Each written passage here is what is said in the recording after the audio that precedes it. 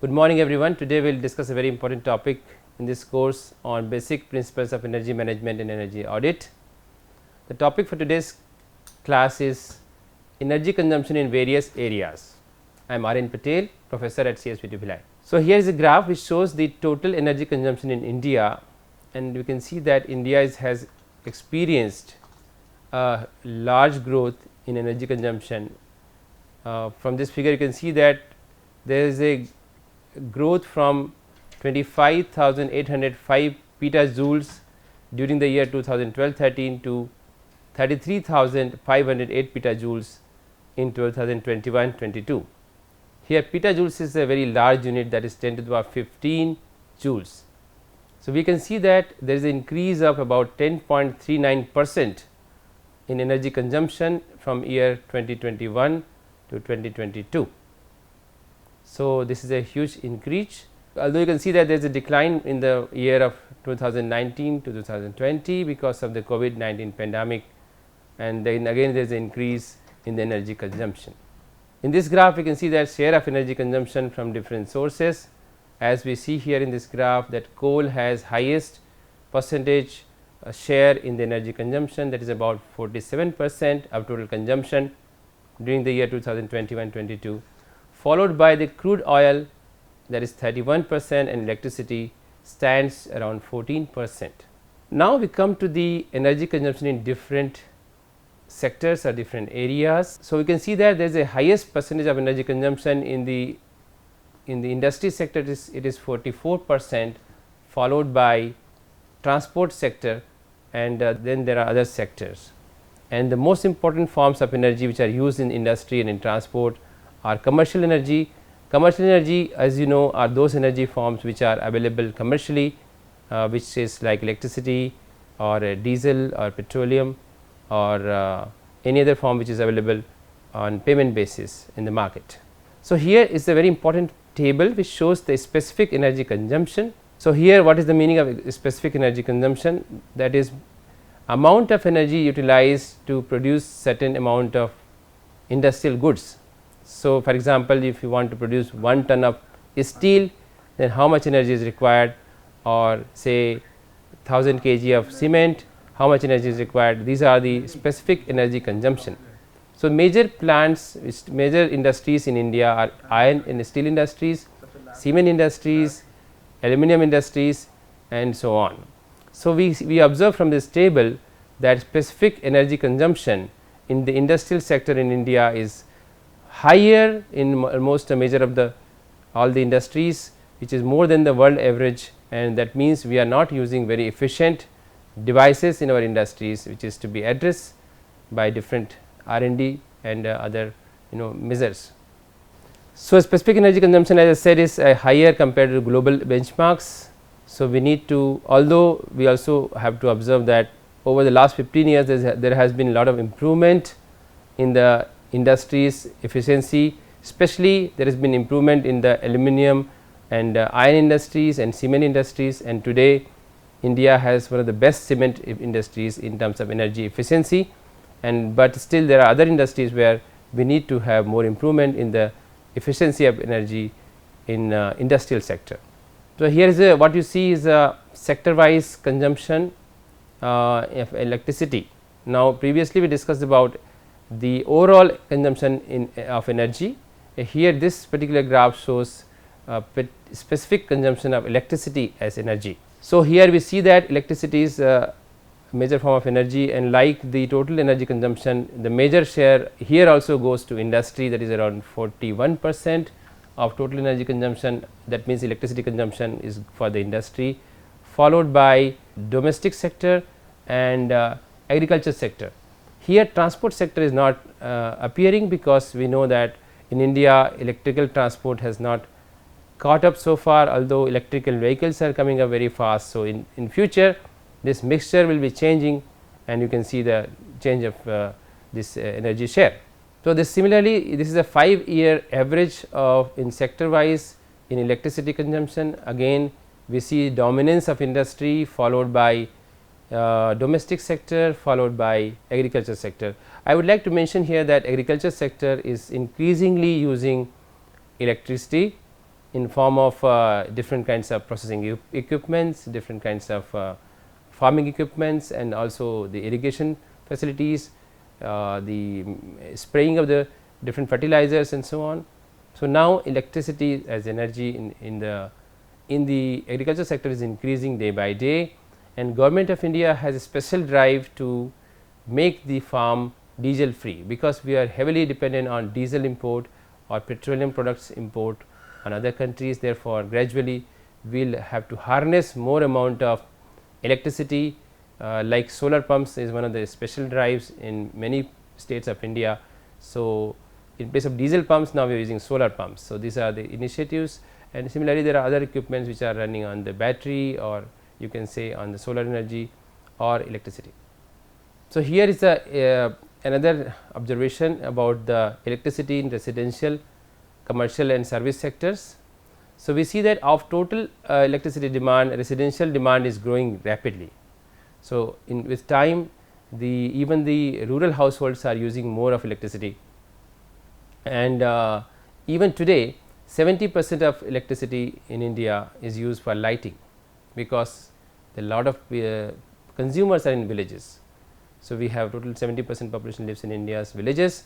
Therefore, the share of lighting is higher, and only about 30% is for air conditioning, refrigeration and so on. But this mixture is very different from the world, because in the world this we are blessed with the proper climatic condition, but in the other parts of the world the cooling and all other energy is much more compared to lighting. So, here India still has lighting share is higher, and due to a high growth in commercial establishments such as hotels, shopping malls, IT parks, hospitals, industries, this consumption of electricity is going to grow in future, and we have to explore other forms of energy like renewable energies. So, there is shift to also, as I mentioned just now, that shift of mechanical farming, mechanized farming, and therefore, a lot of need for energy including electricity is going to increase in the farming sector. So, here is a very after the we just observed that the most important energy consuming sector is our industry, next is transportation. So, transportation sector has this is a very important graph which shows the amount of energy consumption in transport sector and in freight, in the carrying of the goods from one place to other. In the transport sector, we can observe that the highest amount of energy is consumed by the two wheelers, three wheelers and buses. So, in the freight sector, the highest amount of energy is consumed by the trucks, then the railways and the ships. These are the three different major share of consumers in case of freight sector. So, in the transport sector, we are consuming energy at the rate of 16% increase per annum, which is highest after China, and we are going to have more and more energy requirement for the transport sector, and therefore, electric vehicle has been the major drive also nowadays for Government of India. By the end of the 2030, out of the total transport energy demand, the road vehicles would be around 86%, followed by aviation. Surprisingly, aviation industries is coming after the road transport, that is expected to be by 2030, it is expected around 9% of the total consumption, and the railways will be behind that. Railways and marine ships will be behind that, is around 5% this projection for the 2030. So, a lot of energy requirement depends upon the income. So, you can see this graph, this shows that there is a kind of linear relationship with the GDP and the energy consumption. So, that is why we sometimes measure the economic development of a country by its energy consumption per capita. So, normally this relationship is a linear kind of relationship, but still it can be variable also country to country, but in India this is a kind of increase which is linear with respect to increase of GDP. As the income grows, the energy consumption per capita also grows. Now, you can see that this is a per capita energy consumption in India, and which has been increasing every year. It has almost doubled in the last 10 years. Now, considering this, this is a overall statistics that I gave you around about the energy consumption. Now, we will see specific sectors, but before that there is a important thing that is called energy policy. So, the Government of India has made integrated energy policy IEP, integrated energy policy, and this policy energy policy has to make sure that it has to be affordable, it has to be reliable, it has to be also ensure energy security. And this is because in India still there is a lot of unreliable supply in electricity, and this energy supply is not reliable. So, this policy should encourage proper insurance of reliable power supply or other energy supplies, and this policy should be consistent and should be promoting progress in different industrial sectors, and it needs to establish clarity in every aspect like energy security. It should also address the environmental concerns.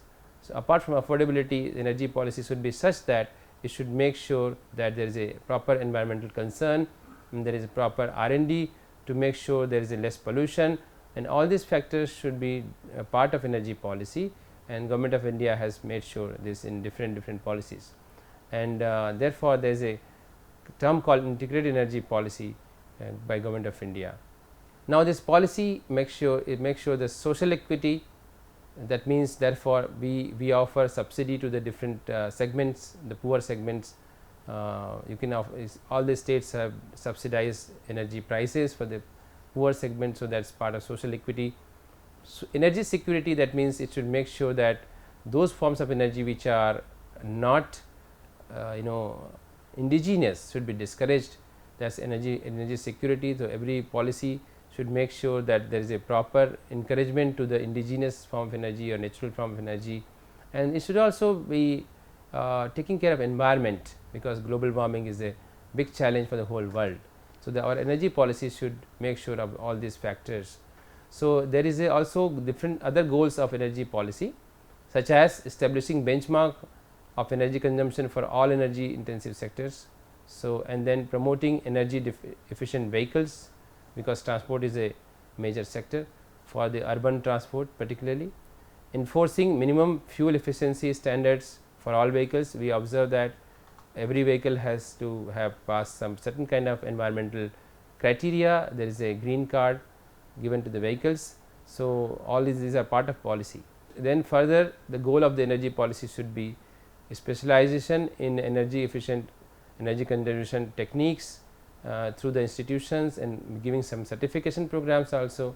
The Bureau of Energy Efficiency is doing a lot of good work in this area of standardizing these things and giving certifications, sometimes giving incentives to the industries also for efficient use of different kinds of equipments. These are the part of the policy. Policy is actually takes care of many factors, particularly the economy, energy security, and also environment. So, you can observe here that there are different policies of Government of India time to time. One of the major policy which drives the energy sector is Electricity Act 2003, and there have been tariff policy 2006, and there have been national policies for renewable energy generation, renewable power generation. So, there has been lot of initiatives like including Jawaharlal Nehru solar mission and many other missions, which are encouraging use of renewable energy in India. Now, there is a very important term called purchasing power parity. Before we go ahead, this is a very important term to understand. I will take a few minutes to explain this. So, what is this purchasing power parity? This is PPP. So, now the purchasing power parity is a measure used by economists to determine how much it costs to buy a basket of goods in one country versus other. So, let me explain this to you. Suppose there is a basket of goods which may be food items, which may be some services also. So, here basket does not mean just goods, but it could be also services. So, the basket of goods to buy this says x amount of, to make your living certain amount of goods and services. So, your cost of living, you can say, in one country to buy your basic needs and to buy some services is x in one country and is y in another country. So, the same there should be currency conversion rates. Normally, let us say, let me give a comparison to you. Suppose to buy a certain amount of goods and services in India, let us say you have to spend 100 rupees, and in America the same goods and services are available in $2. So, here the conversion rate should be 100 rupees in India is $2 of goods and services, same goods and services are available in America at $2. So, that means the conversion rate according to this PPP should be 100:2, that means 50 rupees per dollar, but this is actually based on the purchasing power, but in actual what happens is that these are the rates of the conversion rate of currencies are different. So, now you see somewhere around 80 rupees or more than that. So, this is but normally you see cost of living in other countries is different. So, this PPP makes sure that you should compare the purchasing power of currency and the conversion rate should be based on purchasing power rather than just a blind formula. So, this therefore, this whenever you compare the energies cost or cost of this thing, the currency conversion rates are different than the PPP conversion rate. This is there should be PPP compliant conversion rates of currencies. So, I hope you understand that PPP conversion rate, currency conversion rate are different than nominal conversion rate. So, whenever you compare the country's progress or per capita, say energy consumption and so on, you should compare it based on the PPP, purchasing power parity.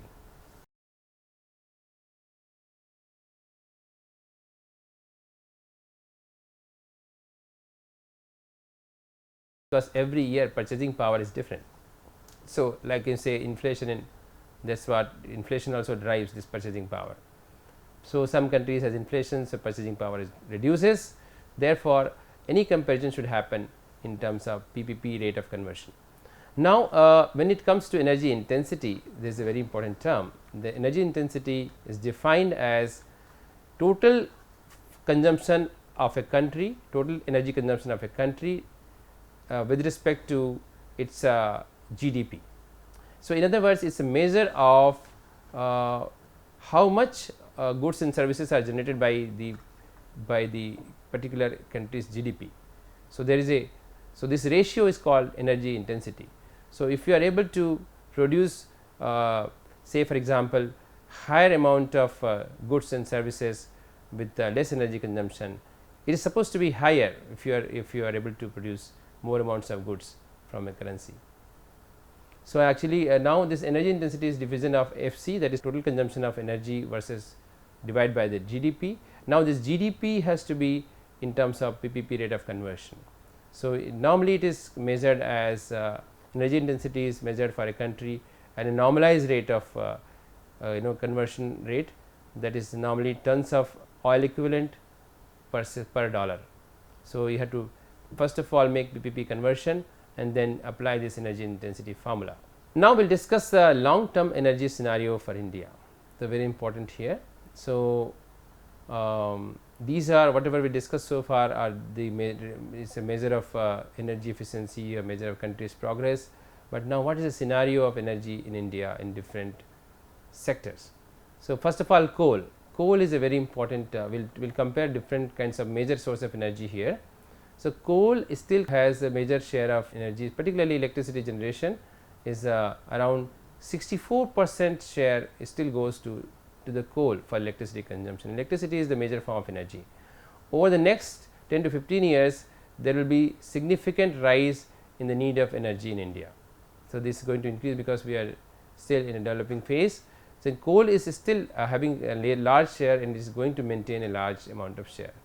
In the fiscal year 2023, India achieved a record breaking coal production, that is about 982.2 million tons, making is a substantial increase about 14.6% compared to the previous year. So, the coal still is increasing, and but it is also a major point of concern, because if we are heavily depending on the coal and we do not have sufficient coal reserves, and even if we have it, our coal quality is not that good. So, we have to depend on other countries for our coal for power production and also for other kinds of industrial needs. So, therefore, electricity sector remains the biggest consumer of raw coal, including lignite, and is consuming as much as 69.04%, almost 69% of coal is consumed by electrical sector, power sector, and 78.9% of total consumption of lignite is also consumed by electrical sector. Consumption of lignite has increased from 38.49 million tons in 2021 to 49.07 million tons in 2022, which is almost 27.4% increase of consumption of lignite. Is a particular form of coal. Now, in this slide we see that electricity is the highest consumer of the coal. That is, power sector consumes around 69% of coal, and then steel and other industries are also the major consumer of the coal, and then there are other industries followed by the other non-cooking sectors, which are kind of different industries. Now, this is a graph showing comparison of coal production and coal consumption.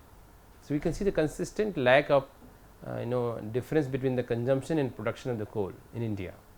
Therefore, we are still importing coal from other countries, and it has to be addressed in future if we want to have the energy security. Now, oil, next is oil. After the coal, oil, here we mean oil means the crude oil, the petroleum, the diesel and so on. In the year 2021, India consumed roughly 194 million metric tons of petroleum products, and in terms of primary energy consumption, India stands third in the world. So, these are basically oil is normally used as a primary energy source. That means, as we discussed earlier, primary sources are those sources which are directly used by the consumer. So, oil is one of those which are directly used by the consumer without conversion into other forms. So, India is actually one of the major consumers. It is the third position in the world. During 2019, the import amount of petroleum products reached 33 million metric tons, and you can see the different countries where we are importing the oil from the Arab countries and Iraq and other places, and we have to address this as a part of future energy security of India. Now, oil, you can see this is a graph. This shows that petroleum products have experienced a steady growth over time from 157.06 million tons in the year 2012-13 to 214.13 million tons. So, it is a steady increase in 2019-20. So, it is about growth of 36% in the 7 years, growth of 36% oil consumption in the 7 years. We do not have sufficient oil reserves, so we have to depend on other countries, as I showed in the previous slide. However, during the year 2020-21, the consumption actually decreased by about 9% because of COVID-19 pandemic, and COVID pandemic was helpful in this way to actually restore our environmental also concerns and also to reduce the energy consumption. But of course, it also impacted a lot about the country's financial growth. So, during the year 2021-22, the same now again increased with a rate of about 5.7%, and it has now gone to 204.23 million tons. Now, you can see that there are different kinds of oil also has different compositions. The highest amount of oil is that is petroleum product is utilized in the form of high speed diesel oil, HSDO. So, diesel is the major form of oil which is utilized. It is about 37.5% of total oil consumption, and this followed by the diesel we consume petrol about 15% and LPG around 13.8%, and coke is there next to this 7.7%. Consumption of kerosene is a very important thing. It is used to be very much important form of energy in the rural sector, but now with the initiatives of Government of India, with the policies of Government of India, considering the kerosene's pollutions, it has discouraged the kerosene consumption, and we have decreased the consumption by about minus 16% from 2012 to 2021. In almost 10 years we have reduced it by 17% or so, yeah, less than 10 years, yes. So, now actually this is the sector wise consumption of HSDO, high speed diesel. You can see that major share goes to the services sector, the transport sector and so on. Yeah, now is natural gas. So, in natural gas in the last 2 years 2021-22, the total worldwide production was 4.05 trillion cubic meters in 2021 and 4.03 trillion cubic meters in 2022. In preparation for future natural gas demands, there have been lot of plans of the different governments, and there is a plan to establish translational gas pipelines. So, the gas pipelines are being planned because there is transportation of gas is very important, and also it is not so easy. So, a lot of pipelines are being laid down in India and in other countries. There are inter country pipelines also to transport the gas. Gas pipeline initiative actually is a long term initiative, but immediate relief is obtained by the transfer of transportation of liquefied natural gas. So, that is more easier to transport. Now, this is actually shows the India's liquefied natural gas imports. So, we are depending on Qatar and Oman and other countries here for our natural gas. So, we are very much dependent on the import of gas, natural gas and the crude oil. So, we can see that consumption of natural gas for both there are natural gas is used also for non-energy purpose and also for like in industrial sectors and also for the energy purposes. So, during the year 2021-22 the consumption against the energy purpose was consumption of this natural gas for energy purposes experienced a growth of 14% and it experienced a growth of 2.7% for non-energy purposes. And maximum use of natural gas is actually in the fertilizer industry. Surprisingly, it is uses about 28.29% of the natural gas in fertilizer industries, followed by power generation, and that is 15.8% use of natural gas happens in the power industry. So, according to data from the Petroleum Planning and Analysis Cell, that is PPAC, the second quarter of fiscal year 2023 saw liquefied natural gas imports of around 7,305 million standard cubic meters. So, this is the graph showing the status of the LNG imports. Now, next form of energy is electricity, which is actually already discussed earlier, and electricity is the you can say secondary form of energy. Normally, we use some other form of energy to produce electricity. Now, it has any country's per capita energy consumption is a measure. Like in India also we have almost double the per capita electricity consumption in the span of 10 years or so, and it is still increasing. There was a slight decrease in the era of COVID-19 pandemic. The total electricity production in the country right now from all including the captive power plants which are in different industries was around 15,98,014 gigawatt hours as compared to 16,22,983 gigawatt hours in the 1920. So, in the year 1920 to 19 there has been kind of a decrease because of again COVID-19 pandemic, and there was a decline of about 1.54% over the previous year. So, now this is actually electrical generation plants all over India. We still, as I said, coal is a major form of producing power, and their steam is steam based power generation. So, we generate power through steam, we generate power through hydel power plants, we generate power through renewable sources. This graph shows the percentage share of different kinds of sources. The highest power share goes to steam, followed by the hydro and then renewable energy sources. The renewable energy sources are increasing their share year after year, and the government has policies to encourage renewable energy sources including solar energy, which is primary. Solar and wind are primary forms of renewable energy sources in India. So, now a very important topic, that is electricity pricing in India. So, this is a very important topic. There will be discussions on this topic in the next lectures also, but in short, electricity pricing is a very important policy matter, and Government of India has laid down many policies for electricity pricing, including Electricity Act 2003 gives a lot of policy measures for the electricity pricing. So, now here is the electricity pricing of Delhi. So, in most part of the India the block rate tariff is there. So, it has two components, as you can see here. One is a fixed charge based on the equipments of particular house or residence, So, here you see the second column as a fixed charge per month based on the connections capacity, and there is a variable charge which is based on the energy consumption. So, for the range of 0 to 200 units, that is kilowatt hours, the rate of electricity is very small, it is 3 rupees in Delhi, and you can see as you go higher in the energy consumption, the blocks as the blocks increase, there is a higher rate for both the factors. One is a fixed charge based on your connections, based on the load, and variable charge based on the energy consumption.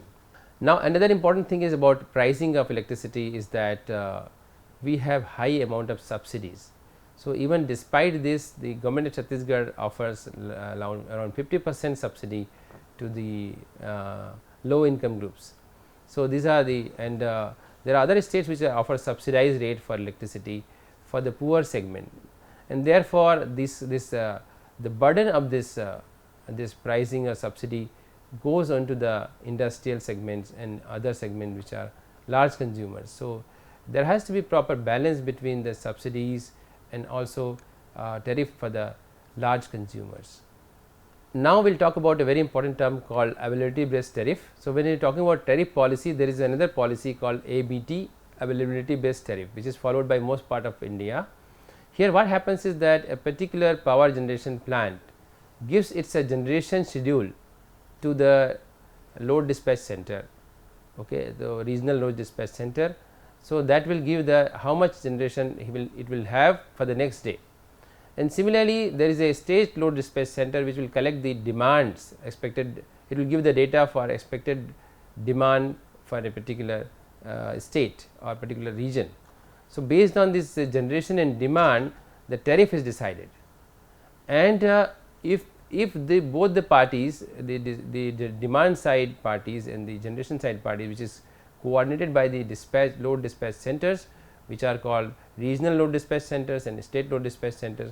These dispatch centers make sure what should be the tariff for the next day based on the generation and demand, and if the generation or demand schedule is mismatched, if there is a mismatch in the commitments either by the generation or by the demand side, suppose a particular state or particular region demands more than what it has scheduled or it has given the requirement, then they have to give penalty. So, because this is why it is so, because ABT makes sure that there is a proper match between generation and demand. If the demand is more than the generation, the frequency of the supply will be affected. So, sometimes it is called also frequency based tariff, because if the demand is more than the generation, the frequency will be not 50 hertz, it will be lower than that, and it will affect the performance of different equipments. Therefore, ABT makes sure the frequency is maintained at a reasonably constant level or at a reasonable range, and therefore, this penalty is adopted for mismatching of the generation schedule and the demand schedule, and therefore, this tariff system is adopted by our country and also in many countries in the world. Now, what is the need for the availability based ABT? The Indian power sector is characterized by low frequency operation due to continuous power deficit. Therefore, as I said, frequency based tariff. So, the second reason is that the financial constraints typically of developing countries with large population and unequal distribution of resources also led to inadequacies of transmission and distribution network. So, we have inadequate transmission distribution network to dispatch the scheduled power, and also we also have the problem of low frequency. So, therefore, ABT will try to balance these two things.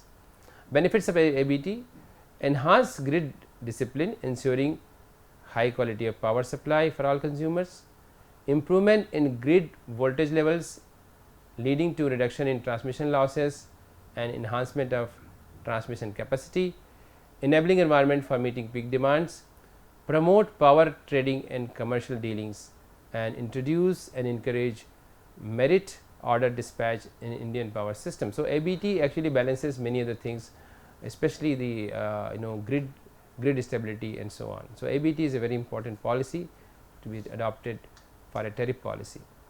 Thank you for your attention, and next class we will discuss about energy security which is also very important, and what are the factors driving the energy security. Thank you so much.